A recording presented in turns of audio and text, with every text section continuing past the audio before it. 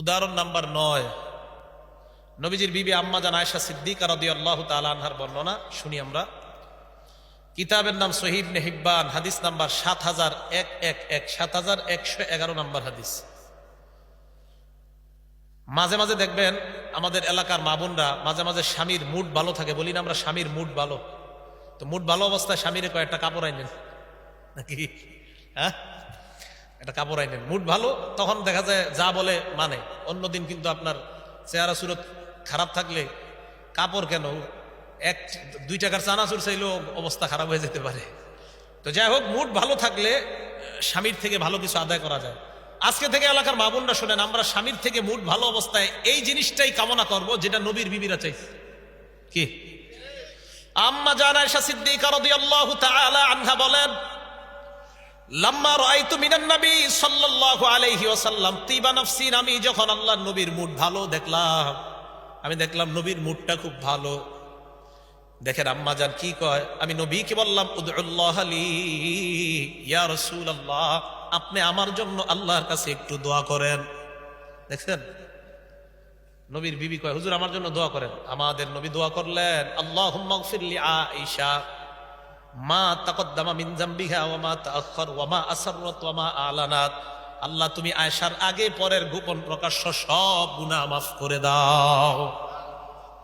আমি কিন্তু এটা বলা উদ্দেশ্য না, আমি যেটা বলতে চাইতেছি দেখেন, আম্মা জান আয়েশা সিদ্দিকা রাদিয়াল্লাহু তাআলা আনহার জন্য নবী বললেন, আল্লাহ তুমি আয়েশাকে মাফ করে দাও, আয়েশার গোপন প্রকাশ্য, আয়েশার আগে পরের সব গুনাহ মাফ করে দাও। ফাদহিকাত আয়েশা রাদিয়াল্লাহু তাআলা আনহা, আম্মা জান আয়েশা সিদ্দিকা হাসা শুরু করলেন খুশিতে। সুবহানাল্লাহ, যে আমার জন্য নবী এই দোয়া করছে। দেখেন কি কয়, হাসতে হাসতে হাত্তা সাকাতা রাসুহা ফি হিজরিহা, হাসতে হাসতে আম্মা জান আয়েশার মাথা কোলের মধ্যে গিয়ে পড়ছে। এরকম হাসতে হাসতে, হ্যাঁ হাসতে হাসতে মাথা কোলে গিয়ে পড়ছে। আমাদের স্বামী স্ত্রীরা গল্পের জিনিস পায় না, নাটক সিনেমা স্টার জলসা নিয়ে গল্প করে। এই নবীর বিবি কি গল্প করে দেখেন, নবী দোয়া করছে। আম্মা জান আয়েশা সিদ্দিকা নবীর এই দোয়া শুই না, স্বামীর এই দোয়া শুই না, খুশিতে হাসতে হাসতে বলে আমার মাথা গিয়া কোলের মধ্যে পড়ছে, আমি এত হাসছি খুশিতে। তো নবীজি আম্মা জান আয়েশাকে বলেন, আয়েশা আয়াসুররুকি দুআই, আমি তোমার জন্য দোয়া করলে কি তোমার খুব ভালো লাগে? আম্মা জান আয়েশা কয়, মালিলা ইয়াসুররুনি দুআউকা, হুজুর আমি কেন, কার না ভালো লাগে আপনার দোয়া? আপনার দোয়া ভালো লাগে না কার?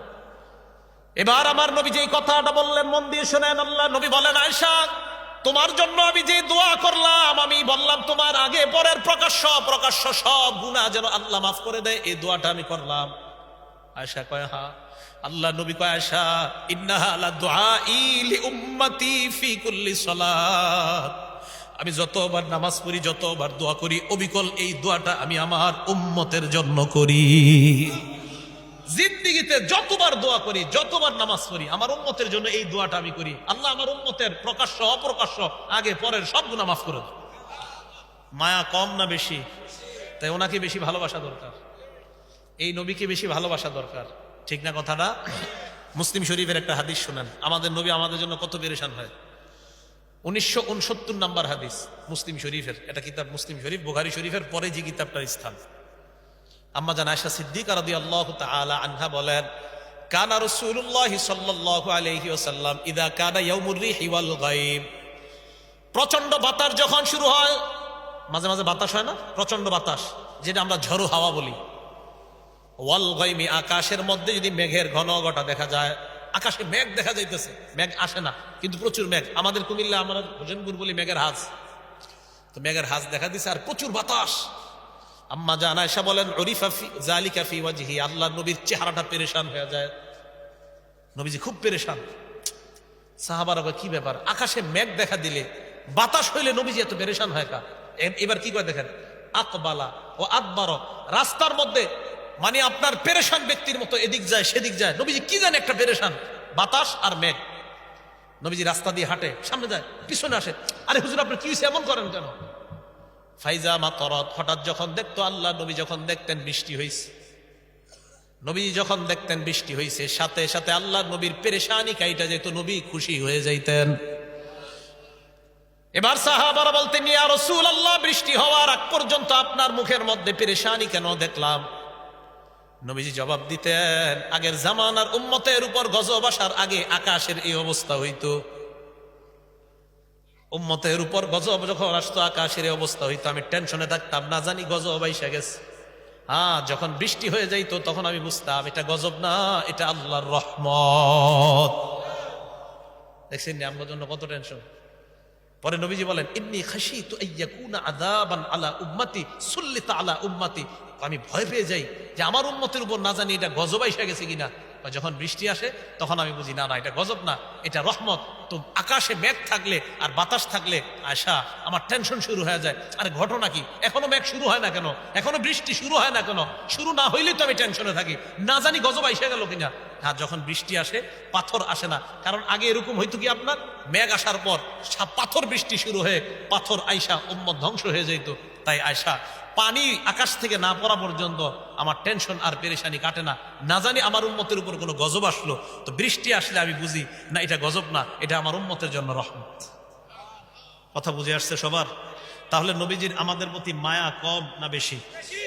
তাই এই নবীকে কম ভালোবাসা দরকার না বেশি? বেশি ভালোবাসা দরকার। তো এই গেল আমাদের শিরোনাম নাম্বার 3, নবী আমাদেরকে কতটা মহব্বত করে, আমরা তারে কেন ভালোবাসতে হবে। বুঝলে গেছেন? 1 নাম্বার, নবী আমাদের জন্য শ্রেষ্ঠ নিয়ামত। 2 নাম্বার, গোটা জগতের জন্য রহমত। 3 নাম্বার, নবীকে কেন ভালোবাসতে হবে, এর 10টা উদাহরণ দিলাম। 4 নাম্বার, সাহাবায়ে কেরাম নবীজিরে কেমন ভালোবাসতেন, কয়েকটা উদাহরণ নেন। 1 নাম্বার উদাহরণ,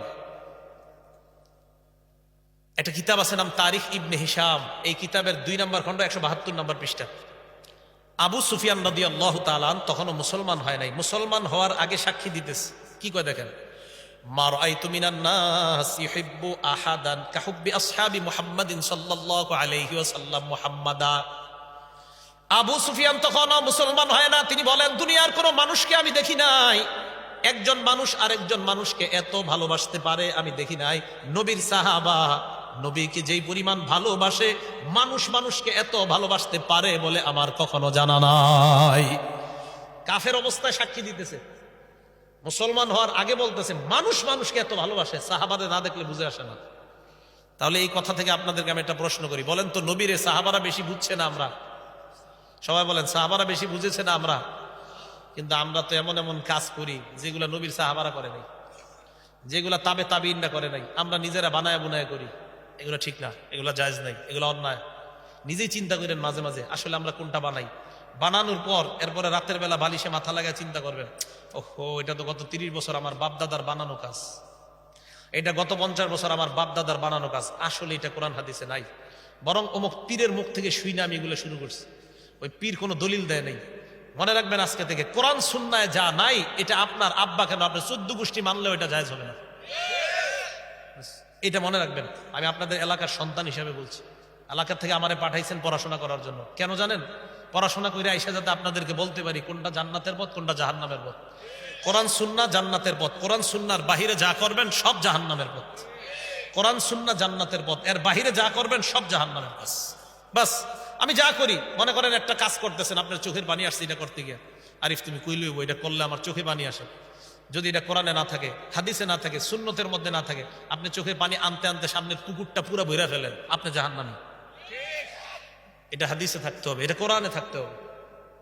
খায়ের বলতেছিলাম, নবীর সাহাবারা নবীকে যেই পরিমাণ মহব্বত করেছে, পৃথিবীর কোনো মানুষ এই পরিমাণ মহব্বত করে নাই। উদাহরণ নাম্বার 2, বুখারী শরীফ হাদিস নাম্বার 2581 নাম্বার হাদিস। বুখারী শরীফের হাদিসের বর্ণনাকারী আব্দুল্লাহ ইবনে হিশাম রাদিয়াল্লাহু তাআলা আনহু কি কয় দেখেন, তোমার হাতটা দেখি, আমার দিকে তাকান। উনি বলেন, কুন্না মান নবী সাল্লাল্লাহু আলাইহি সাল্লাম, আমরা নবীর সাথে এক সফরে আছি। ওয়া হুয়া আখিযুন বি ইয়াদি উমর ইবনুল খাত্তাব, নবীর সাথে এক সফরে আমরা আছি, নবী হযরতে ওমরের হাতটা এইভাবে ধরে রাখছে, এইভাবে ওমরের হাত ধরে রাখছে, সুবহানাল্লাহ। তো ওমর রাদিয়াল্লাহু তাআলা আনহু নবীর দিকে তাকাইছে, তাকানোর পর বলে, ইয়া রাসূলুল্লাহ আল্লাহ আনতা আহাব্বু ইলাইয়া মিন কুল্লি শাই, ইয়া রাসূলুল্লাহ ইয়া হাবিবাল্লাহ, এই দুনিয়ার মাঝে যা কিছু আছে সবচাইতে আপনি আমার কাছে প্রিয়, আপনি আমার কাছে সবচাইতে মোহাব্বতের। নবীরে বলতেছে। নবীজি কয়, তাই নাকি? কয়, হ্যাঁ। ইল্লা মিন নাফসি, তবে আমার জীবনের চাইতে বেশি না। কি বললেন?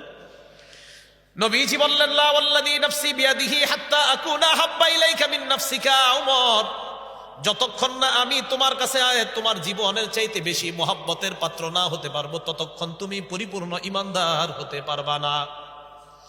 এই কথা বলার পর হযরতে ওমর বললেন, আল্লাহ হুজুর, এখন আমার বুঝে আসছে আমি আপনাকে আমার জীবনের চাইতে বেশি ভালোবাসি, আমি আমার জীবনের চাইতে আপনাকে বেশি ভালোবাসি।